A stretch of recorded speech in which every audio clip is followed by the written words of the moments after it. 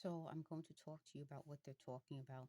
I'm showing you my face. It's not, it's swelling a bit, but it's not as swollen as it was.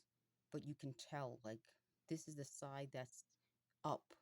This is the side that I sleep on. This side is more swollen than this side.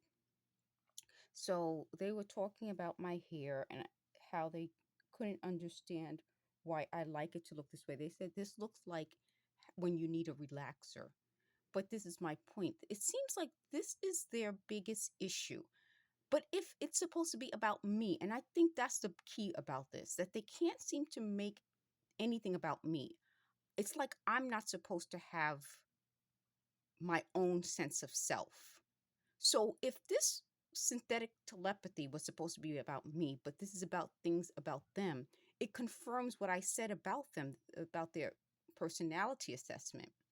But it also confirms why this goes under my playlist called Chaos. It's complete chaos to be around people who can't stop thinking about themselves ever. They're never going to make me a priority. And when they talk about how I was able to resolve things that happened in the past that weren't big deals to begin with, it was because I stopped hanging around these types of people who made big deals out of nothing. And they even said this saying, like, that's what I'm trying to tell you guys. There were sayings back when I was growing up that explained things quicker than all of these extra words. They just said mountain out of a molehill. That's the point. If you are around people who make a big deal about everything, they just said, so did I. No, I didn't. They keep lying about things that happened in the past because they feel like I won't remember it correctly. And I won't remember why they make a big deal about it. But I do. But this is part of the arguing. See, this is what I'm saying. Every day I would be around them, I would be spent arguing. That was what this was supposed to be. It was supposed to be me arguing. And that's why this is their personality assessment, not mine. They lied about something that happened yesterday. Fortunately, I know the truth. They said they expected me to be really mean and angry once this happened. Part of why I'm not really mean and angry now, and then I have a playlist with times I got upset. They're upset that I didn't include the past, and I just include going forward from the time I started that playlist. And I think if I can, sometimes it's hard. I'll find a video when I was really angry in this apartment talking to you folks because they kept interrupting.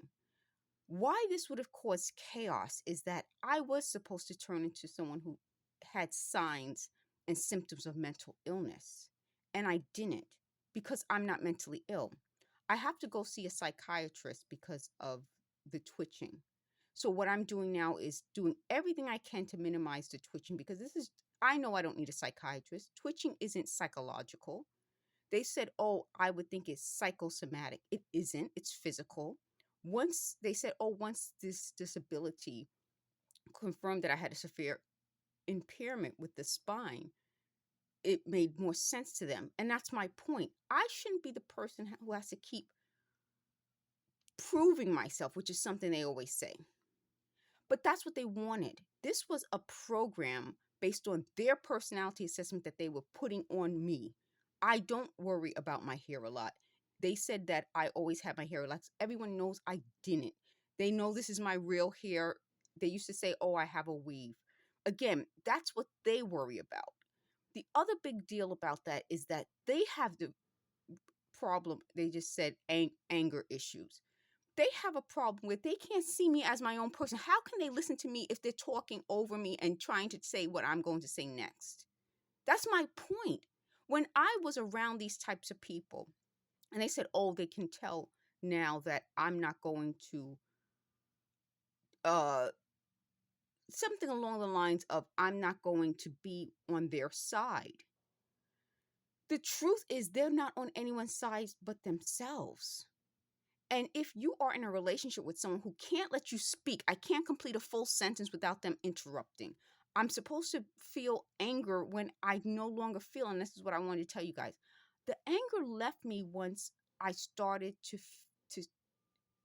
find out who was involved, and it confirmed why I rejected them. That's where this comes from. They're angry because I rejected them. And I'm not angry anymore because I'm working on finding out the cause of the twitching, which I believe comes from not only the physical, but the inflammation.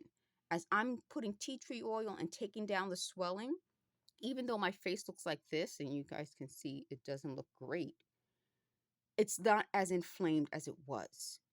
I take, uh, I drink ginger tea and turmeric, a lot of turmeric, and it helped the twitching. But I also do other things, and I'm trying not to. I don't. They said, "Oh, I didn't respond to a comment that asked about remedies because I looked things up. I didn't come up with these remedies myself."